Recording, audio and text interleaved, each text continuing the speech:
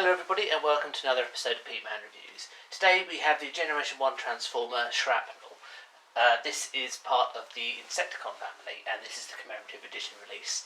I can't really see any differences between the commemorative and the original releases. So in terms of alt mode, as you can see, Shrapnel is I think he's meant to be like a stag beetle with the huge pincers here. It's interesting therefore that he actually doesn't use these pincers to grab anything either in the cartoon or in the comics. He uses them to generate electricity instead.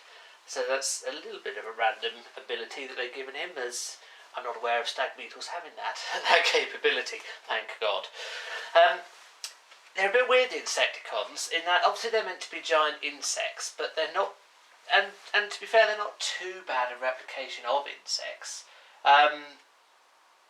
But there's kind of some anachronisms, such as they're insects, so why have they got wheels?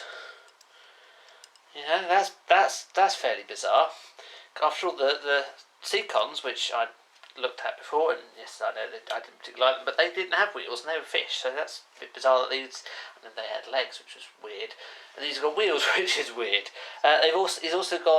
They've all got this orange canopy here, which in their pre-Transformers days were intended to hold a little man in.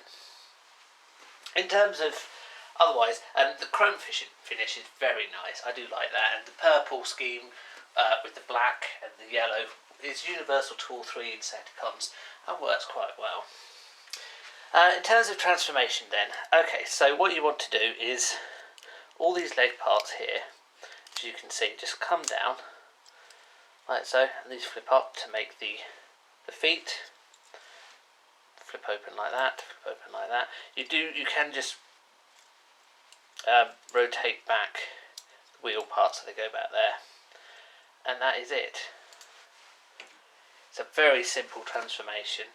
He does have a gun, kind of a fairly cool looking electro blaster. It looks like something you get from a video game actually, and that just flips onto his arm. So it doesn't actually sit. He doesn't hold it. He actually sits onto his arm. It's a very simple transformation. It's a very simple toy.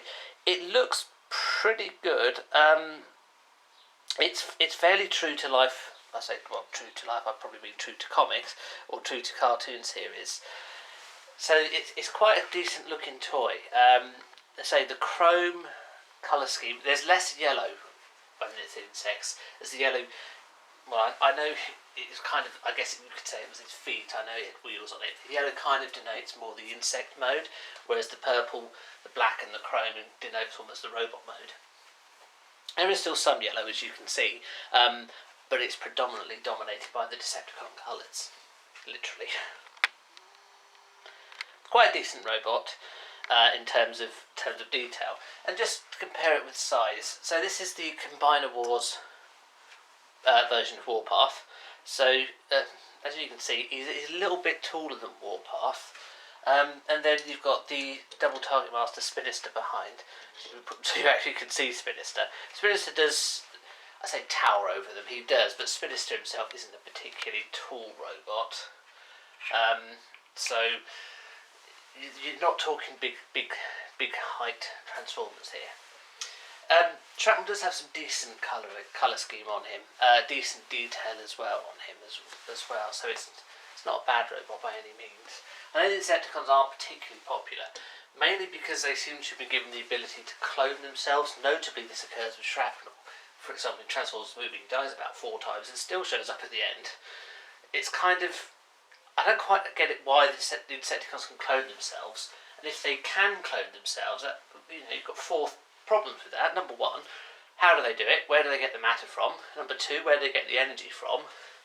Number 3, if they can clone themselves thousands of times, why don't they rule the Decepticons? And the 4th point is, again, if they can clone themselves thousands of times, why don't they beat the Autobots? It doesn't make sense, and it only appears in the TV series. So Shrapnel's the biggest offender for this, from his multiple deaths and continued reappearance in the movie, but it does beg the question, why?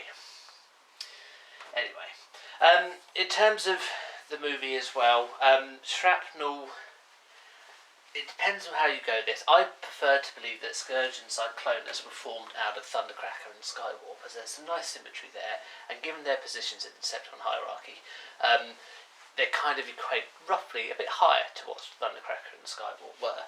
The Insecticons, I believe, became sweeps, which is why the sweeps seem to also have a cloning ability. Though why their dead bodies would retain that cloning ability, I do not know. Anyway, moving just back to the toy to finish this off then. Fairly decent Transformer. They're not particularly liked. If you get the commemorative version, you do get all three by them as a pack, so you don't have to buy each separately. It's not cheap. Actually, it can be cheaper to get them individually from the originals. It just depends on who you can find selling it.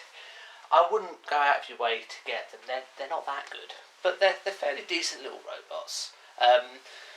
It's just a shame that they're a bit artificially inflated in price at the moment, because I don't really think they're worth the artificial price inflation. But if you can get one for a reasonable value, I'd try and pick one up. Thank you very much for watching. Please leave any comments below, and I'll see you for the next video. Thank you. Goodbye.